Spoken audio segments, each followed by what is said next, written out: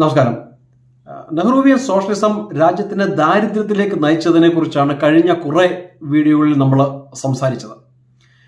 നെഹ്റുവിയൻ സോഷ്യലിസത്തിന്റെ മറ്റൊരു അപജയം അല്ലെങ്കിൽ നെഹ്റുവിയൻ സോഷ്യലിസം മൂലം രാജ്യം നേരിട്ട മറ്റൊരു അപകടത്തിനെ കുറിച്ചാണ് ഈ വീഡിയോയിൽ സംസാരിക്കുന്നത്.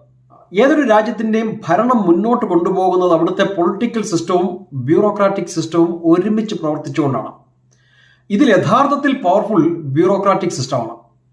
ഭരണയന്ത്രം നിയന്ത്രിക്കുന്നത് ബ്യൂറോക്രസിയാണ്. നയപരമായ മാർഗനിർദ്ദേശങ്ങൾ കൊടുക്കുക എന്നത് മാത്രമാണ് പൊളിറ്റിക്കൽ സിസ്റ്റത്തിന്റെ ഉത്തരവാദിത്തം. നമ്മുടെ ജനാധിപത്യത്തിൽ രാഷ്ട്രീയ നേതൃത്വവും ബ്യൂറോക്രസിയും തമ്മിലുള്ള വ്യത്യാസം, രാഷ്ട്രീയ നേതൃത്വം എല്ലാ 5 കൊല്ലത്തിലും മാറും. അതായത് അവർ പെർഫോം ചെയ്തില്ലെങ്കിൽ ജനങ്ങൾ അവരെ മാറ്റും. എന്നാൽ ബ്യൂറോക്രസിക്ക് മാറ്റമില്ല. ഇറസ്പെക്റ്റീവ് ടു ദെയർ പെർഫോമൻസ് അവർക്ക് റിട്ടയർമെന്റ് വരെ അവിടെ തുടരാം. ബ്യൂറോക്രസി എന്നതുകൊണ്ട് ഞാൻ ഉദ്ദേശിക്കുന്നത് IAS, IPS, IRS, IFS ഈ തലത്തിലുള്ള ഭരണ നേതൃത്വത്തിനെയാണ്. ജനാധിപത്യത്തിൽ സ്റ്റേറ്റിനെ ട്രാൻസ്ഫോം ചെയ്യാനുള്ള ഉത്തരവാദിത്വം ഇവർക്കാണ്, ബ്യൂറോക്രസിക്കാണ്. അതുകൊണ്ടാണ് ഇവരെ നമ്മൾ ICS, ഇന്ത്യൻ സിവിൽ സർവീസ് എന്ന് വിളിക്കുന്നത്. നിർഭാഗ്യവശാൽ ഭൂരിപക്ഷം ഇന്ത്യൻ സിവിൽ സർവൻസിനും അവരുടെ മനസ്സിൽ ഇന്ത്യനും ഇല്ല, സിവിൽ സൊസൈറ്റിയും ഇല്ല, സർവീസും ഇല്ല.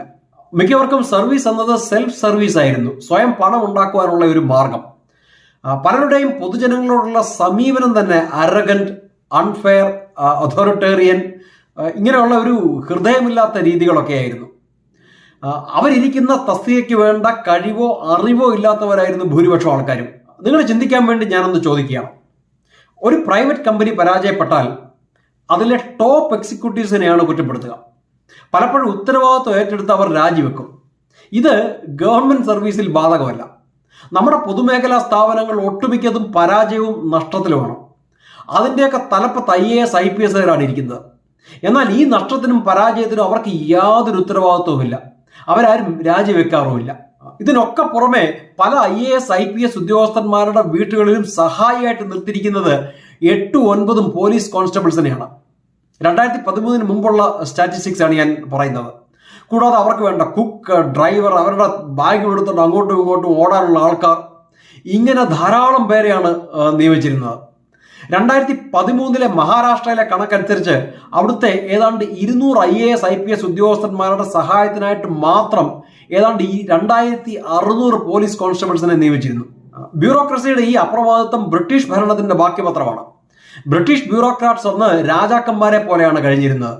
നാട്ടുകാരെ എക്സ്പ്ലോയിറ്റ് ചെയ്ത് അധികാര ദുർവിനിയോഗം നടത്തി നാട്ടുകാരുടെ ചെലവിൽ സമ്പന്നരായി അവരെ കൊണ്ട് സകല തോട്ടിപ്പണിയും ചെയ്യിച്ച് കഴിഞ്ഞ ഒരു ഉദ്യോഗസ്ഥ വൃന്ദമായിരുന്നു ബ്രിട്ടീഷ് ഇന്ത്യയിലെ ബ്യൂറോക്രസി. സ്വാതന്ത്ര്യം ലഭിച്ചതിന് ശേഷം ഈ ഒരു സെറ്റപ്പ് മാറുമെന്ന് കരുതി. നിർഭാഗ്യവശാൽ അത് മാറ്റിയെടുക്കുവാൻ നെഹ്റുവിന് സാധിച്ചില്ല. മാത്രവുമല്ല, സ്വതന്ത്ര ഭാരതത്തിലെ ബ്യൂറോക്രാറ്റിക് ബിഹേവിയർ ബ്രിട്ടീഷ് ഇന്ത്യയിലേക്കാൾ മോശമായിരുന്നു. അതിന്റെ പ്രധാന കാരണം നെഹ്റുവിയൻ സോഷ്യലിസം ആയിരുന്നു. നെഹ്റു ഒരു സോഷ്യലിസ്റ്റ് ആയിരുന്നു. സ്വാതന്ത്ര്യാനന്തരം അദ്ദേഹം തുടങ്ങിയ സകല വ്യവസായങ്ങളും ഗവൺമെന്റ് ഓണർഷിപ്പിൽ പൊതുമേഖലാ സ്ഥാപനങ്ങളായിട്ടാണ് തുടങ്ങിയത്. അവിടെ 2 പ്രശ്നങ്ങളാണ് നമ്മൾ നേരിട്ടത്. ഒന്ന്, ഇത് മുന്നോട്ട് കൊണ്ടുപോകാൻ അറിവോ ടെക്നിക്കൽ നോളജോ ഉള്ള ഒരു ലീഡർഷിപ്പ് നമുക്കുണ്ടായിരുന്നില്ല. 2, അവരുടെ അഭാവത്തിൽ അതിൻ്റെയൊക്കെ തലപ്പത്ത് IASകാരെ, IPSകാരെ നെഹ്റു നിയമിച്ചു. ഇങ്ങനെ പൊതുമേഖലാ സ്ഥാപനത്തിന്റെ ഒക്കെ തലപ്പത്തിലെത്തിയ IAS, IPS ഉദ്യോഗസ്ഥന്മാർ അതിനെയൊക്കെ ഒരു സാധാരണ ഗവൺമെന്റ് ഓഫീസ് പോലെ ഭരിച്ച് നശിപ്പിച്ച് കയ്യിൽ കൊടുത്തു.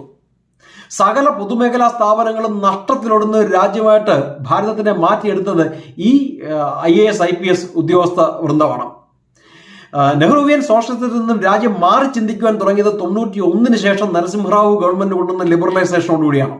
ഈ വലിയ ലിബറലൈസേഷൻ ഒക്കെ നമ്മൾ ചെയ്തെങ്കിലും ലിബറലൈസേഷന്റെ ഭാഗമായിട്ട് പോലും ബ്യൂറോക്രസി വലിയ പരാജയമായിരുന്നു. കാരണം ലിബറലൈസേഷന്റെ ഭാഗമായിട്ട് അതുവരെ രാജ്യത്തില്ലാതിരുന്ന പല ഓട്ടോണമസ് ഇൻസ്റ്റിറ്റ്യൂട്ട്സും റെഗുലേറ്ററി ബോഡീസും ഒക്കെ നിലവിൽ വന്നു. ഇതിന്റെ ഒക്കെ തലപ്പത്ത് വീണ്ടും ഇതേ IASകാരും IPSകാരും നിയമിക്കപ്പെട്ടു. നെഹ്റുവിന്റെ കാലം മുതൽ ഭൂരിപക്ഷം സിവിൽ സർവൻസും സോഷ്യലിസ്റ്റുകളാണ്.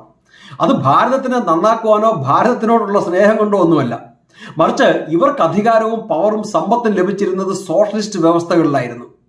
ഇതിനൊരു വലിയ മാറ്റം വരുന്നത് 2013-14 കാലഘട്ടത്തിലെ അണ്ണാ ഹസാരെയുടെ സമരവും തുടർന്ന് വന്ന നരേന്ദ്രമോദി ഗവൺമെന്റുമാണ്. അടുത്ത ആഴ്ച മറ്റൊരു നെഹ്റുവിയൻ ബണ്ടറുമായി കാണുന്നതിനും വരെ thank you so much. Vande Mataram.